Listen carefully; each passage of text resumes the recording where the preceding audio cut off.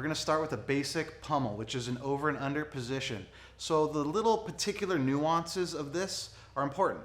So we're gonna go through these little positional dimensions before we get into any techniques, okay? So we're gonna start without any setups or anything. We're just gonna lock horns, okay? I have an underhook and I have an overhook. I'm not going all the way deep. I'm not like threading this deep. I wanna grab onto something. So when you're like wearing rash guards or even shirtless and you're grappling standing here, things get slippery. So you wanna have some handles, all right? I'm gonna cup the tricep, and on the latissimus dorsi up here, I'm grabbing. There's a little bit of muscle you could kind of tether to rather than down here where if he puts his hips back, it's really hard to control him. But if I'm up here and he puts his hip back, it doesn't matter. I got what's important, okay? So when I'm up in here, I'm controlling. My left foot is forward when I have a left underhook, okay? And my head is on the side of my overhook, okay?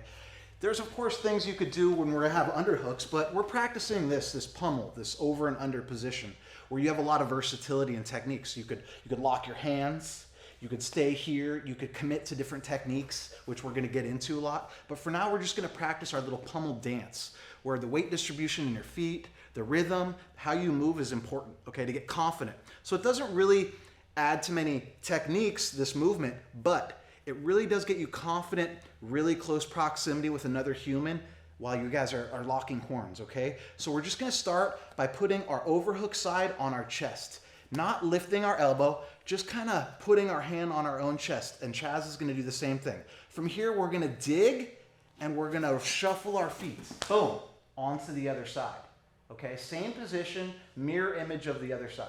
Okay, we're gonna do the same, and we're gonna switch our feet. I'm not really moving my head back or dodging bullets. I'm just shuffling and my head should naturally gravitate to the other side.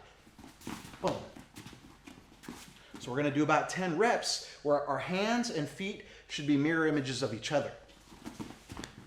Just controlling our breathing, not really spending too much energy in one area of my body, okay? So everything's relaxed and loose so I can move fluidly rather than tense and stiff, where you may feel strong and your opponent may feel threatened, but it's gonna gas you out. So this kind of shuffling pummel dance is important, good way to warm up, but also a really important way how you wanna get loose, okay? So we're just in this little movement dance, okay? So when we pummel, our head shouldn't be too high, our back shouldn't be too straight. We should use each other to lean forward onto, okay? So my chin nice rests and resides on that shoulder. Overhook is cupped on that tricep, kind of my index finger in that armpit, okay? Not too deep. Staying up here on this lat with our hand instead of sliding it down and getting lazy. We're not lifting our elbows up, creating too much space for our opponent to see an off balance and maybe use it to his advantage, okay? So everything's almost like a T-Rex that's swimming. Right here, scraping the chest. Boom, boom. Oh, I'm grabbing that lat, okay? You see a lot of people do this stagnant without moving sometimes, where they're just, right, getting that fluid movement, swimming. Elbows down, swimming through. So when I have my underhook as a left underhook, my left foot is forward, okay? And of course you could change that based on different techniques, but when I switch over, I'm gonna put my hand on my chest and I'm gonna shuffle my feet to the other side where my right foot is now forward. And same in the opposite. My left hand comes to my chest, I shuffle my feet.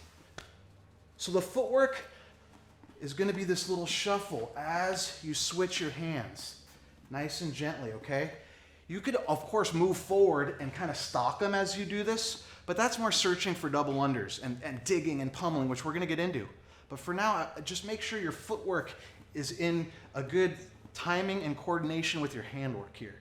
And you'll get a rhythm and you'll be able to be a lot more comfortable moving, floating through different positions and techniques if you get this down.